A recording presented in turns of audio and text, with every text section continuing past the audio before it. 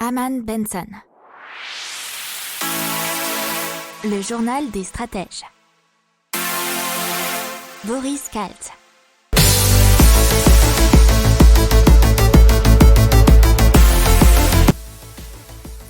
Bonjour à tous et bienvenue dans le journal des stratèges pour une revue de l'actualité éco-tech et impact du jour. La une aujourd'hui, c'est Samsung et ses tests sur la 6G pour avoir des hologrammes comme dans Star Wars. On va parler ensuite de la Banque centrale du Japon et d'un programme de lutte contre le changement climatique. Puis ensuite dans la tech, Emerald Escape Game, des escape games pour les entreprises. De l'intelligence artificielle chez Spotify et ensuite dans l'impact de Opium Machina, une berline à hydrogène française. Vous écoutez le journal des stratèges numéro 131 et ça commence maintenant. Donc on parle des tests de Samsung et de la 6G donc pour créer des hologrammes notamment, mais aussi de la réalité augmentée. Alors pour cela, il faudrait un débit de pointe de 1000 gigabits par seconde, alors que actuellement, pour la 5G, ça serait seulement 20 gigabits par seconde. Et donc, en multipliant environ par 50, ça permettrait d'utiliser des services multimédia vraiment beaucoup plus avancés en réalité augmentée ou en hologramme. Et les meilleurs exemples qui nous viennent en tête, c'est les hologrammes que vous pouvez avoir dans Star Wars. Alors, il y aurait aussi une expérience beaucoup plus en temps réel, sans délai, avec une latence réduite, puisque l'objectif c'est d'atteindre moins de 1 milliseconde, ce qui est essentiel pour des choses qu'on peut réaliser à distance, comme de la chirurgie ou de l'automatisation industrielle.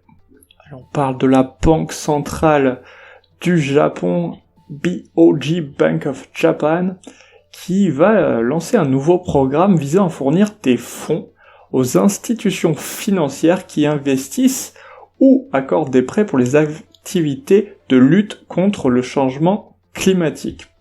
Alors c'est une décision qui a été assez surprise, puisque personne s'y attendait. Il prévoit de lancer ce programme d'ici la fin de l'année.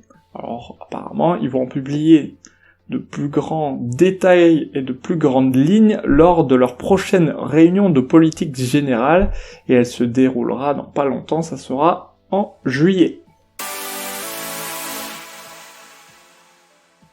On parle maintenant de gamification, et en particulier pour les entreprises, avec un escape game spécialiste du coup dans le monde du business avec Emerald Escape Game, qui élabore des escape games physiques et digitaux, uniques et personnalisés, et ça permet d'aborder de façon ludique des sujets liés à la formation, au team building, à la prévention, la communication, la sensibilisation, ou encore, et ça c'est assez intéressant, au recrutement. Il faut savoir que chaque scénario est unique et répond à des problématiques propres à chaque client. Donc on peut les concevoir de façon très personnelle. Ils ont séduit déjà plusieurs grands groupes tels que Nestlé ou L'Oréal. Ils ont déjà 35 développeurs et des bureaux qui sont déjà installés dans le monde, notamment à Montréal, au Canada. Allez, on parle de podcast, puisque ça nous intéresse du coup dans un podcast, et d'intelligence artificielle avec Spotify qui rachète Pods. Alors, ils viennent de l'annoncer, et Pods, ils sont spécialisés dans les technologies d'IA pour améliorer la découverte de contenu audio. C'est aider à découvrir de nouveaux podcasts via un flux intelligent basé sur l'apprentissage automatique et l'intelligence artificielle.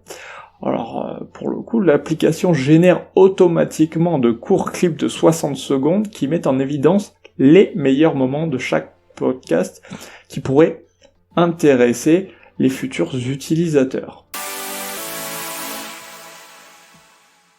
Allez, on parle d'un sujet qui nous plaît particulièrement dans LJTS, l'hydrogène, et plus particulièrement cette fois-ci d'une berline, donc une voiture française, et la première bien entendu, qui s'appelle Opium Machina, et donc made in France, et elle a été présentée, enfin plutôt son premier prototype roulant lors du salon Vivatech, donc qui avait lieu ces jours-ci.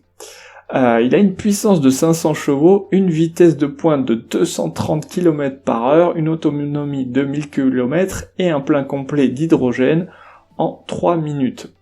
Alors, selon le constructeur, le prototype qui a été baptisé Alpha 0 a déjà pu atteindre les 200 km/h lors des premiers essais sur banc et sur piste.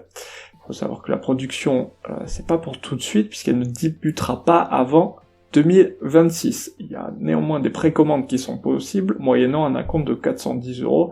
Si vous vous souvenez, c'est vraiment le genre de précommandes qui ont été faites notamment chez Tesla. Le prix final, eh bien sûr, ça sera pas donné, puisque l'Opium Machina sera de 120 000 €. Voilà, c'est tout pour aujourd'hui et pour cette semaine. Je vous souhaite un excellent week-end et je vous dis à lundi pour plus d'infos. Ciao.